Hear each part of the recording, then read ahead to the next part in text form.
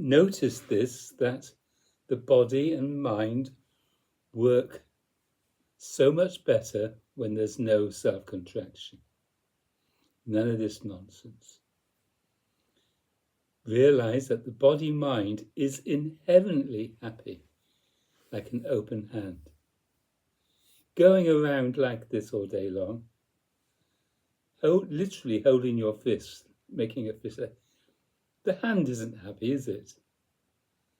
And that this can't function as well as an open hand can.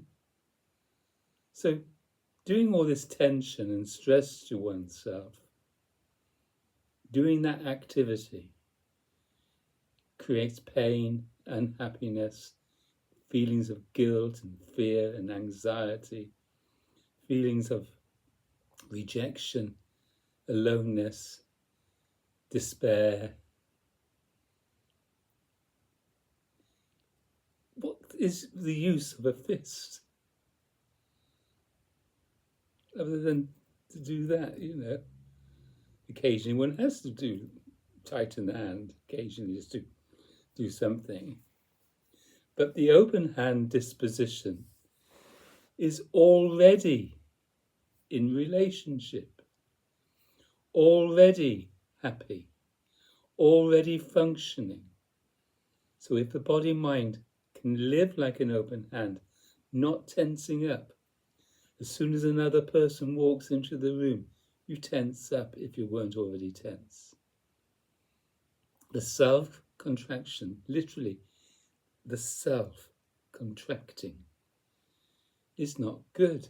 It's an activity that's not necessary. And the only way not to contract is to be in love, to fall in love, to fall out of love with this nonsense, not to keep putting your attention on the results of this nonsense, but to actually stop doing this activity. Then everything else just falls away. It's as simple as that.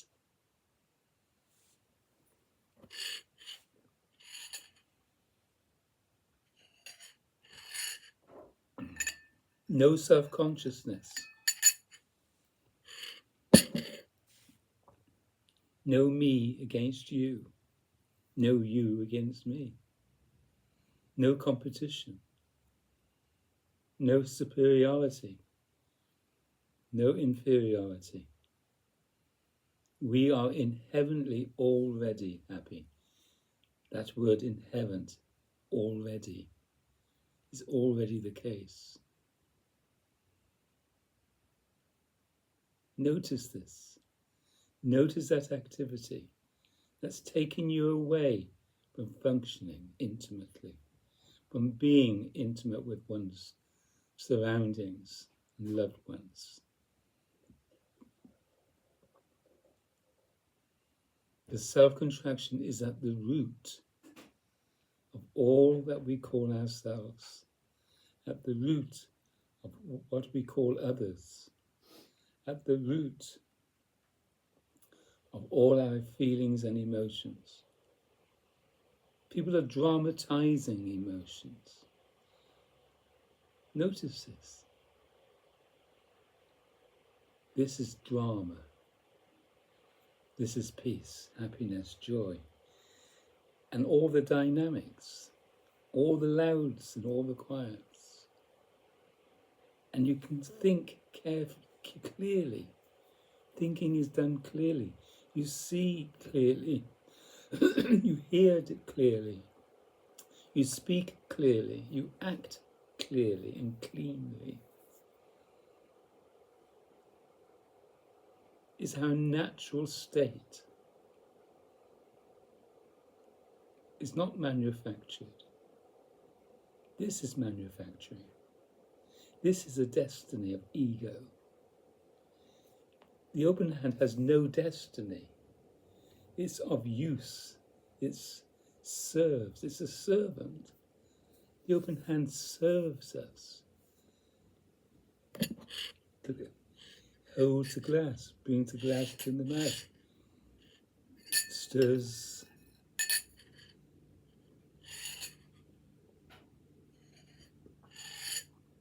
There's no contraction.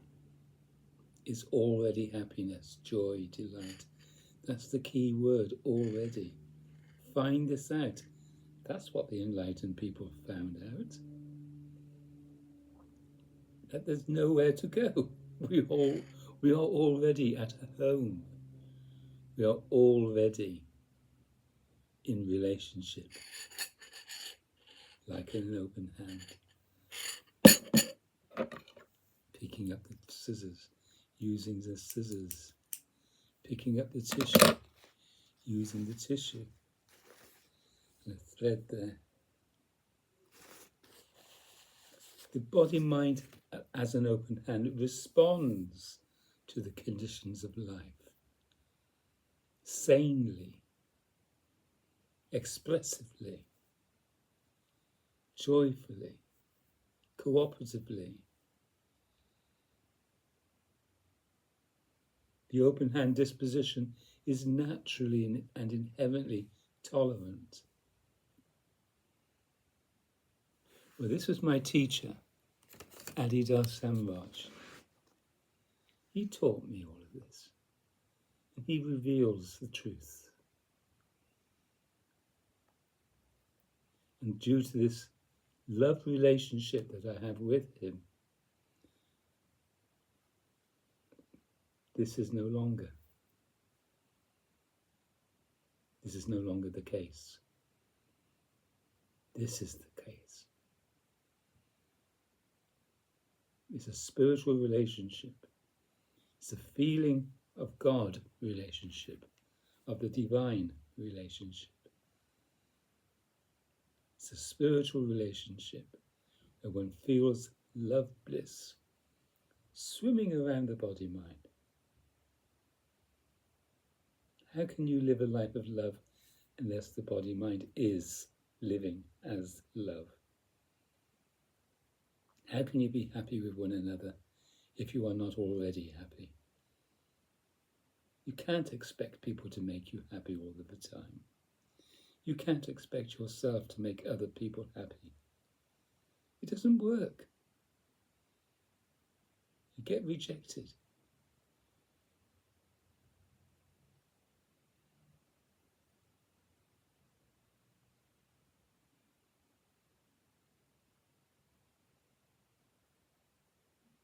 All egoic efforts fail.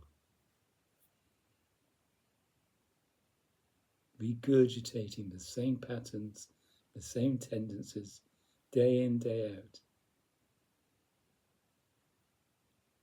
All of that disappears in this disposition.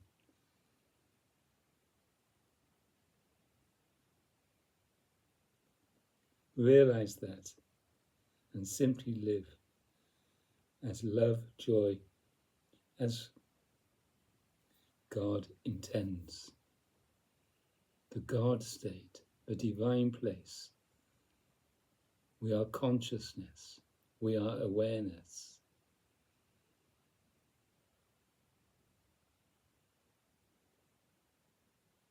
Break free of the chains, of the locks of the self-contraction.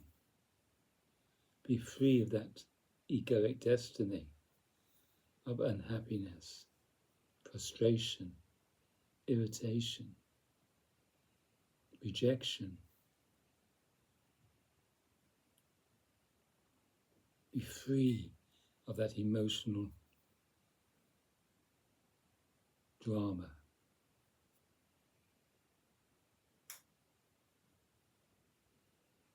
You must have got the time wrong.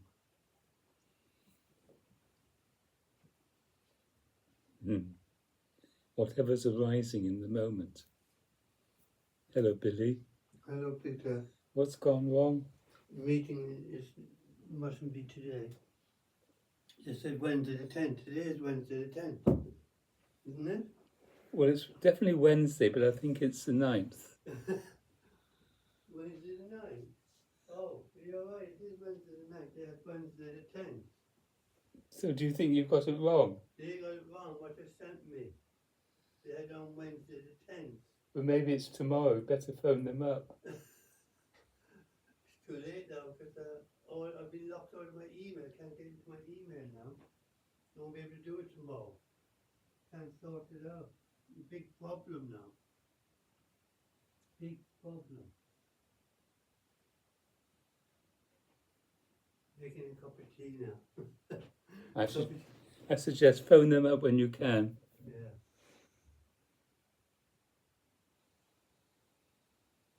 Perfect example of someone considering what's just happened to be a problem.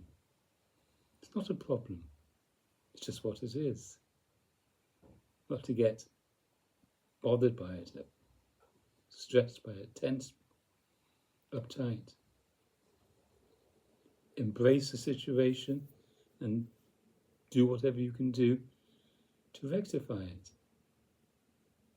If it needs to be rectified, consider. Use your discrimination, your intelligence.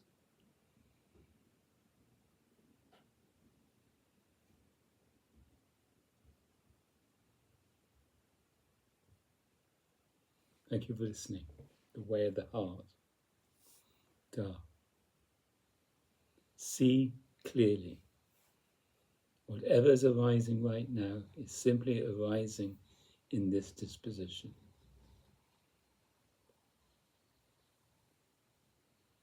Not to contract from it. Not to make it a problem.